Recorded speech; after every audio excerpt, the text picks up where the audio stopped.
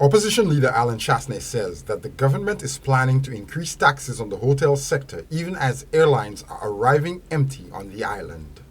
And it's my understanding that the government intends to increase the tax on the hotel sector.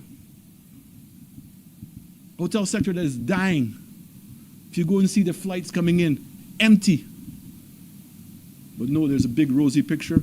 You're going to have a jazz festival that came out late. How's a jazz festival coming out now going to help?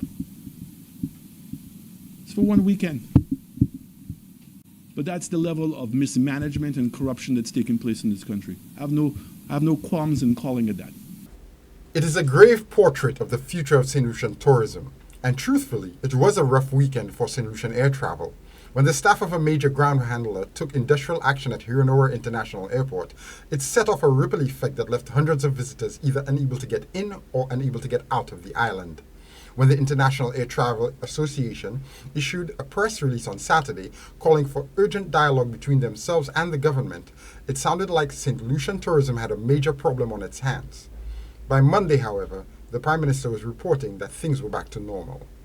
We're very happy to know that things are back to normal at the airport because we have a very robust tourism industry. The planes actually come in very full.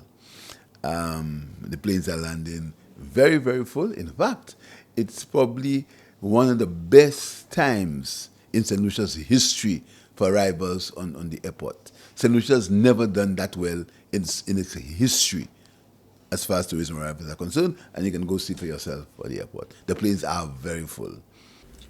Could it be that Saturday's disruptions at the international airport may be a sign of underlying dysfunction in a tourism industry that is performing at record-breaking levels? The Prime Minister confessed that there was panic in the hotel sector over the weekend, but not the kind that portends ill for the industry. In fact, there was almost panic in the hotels this weekend because there was no room. The hotels are panicking because they weren't sure whether they would have place for any visitors who got stranded in St. Lucia. The tourism industry is doing very well.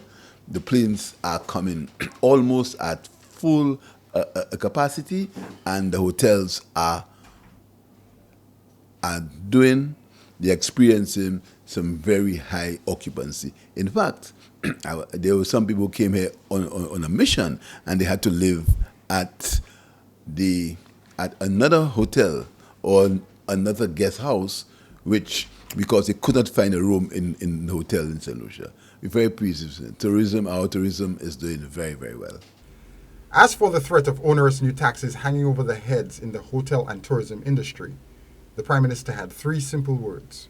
In the budget, I can tell you that in this budget, there will be no new taxes.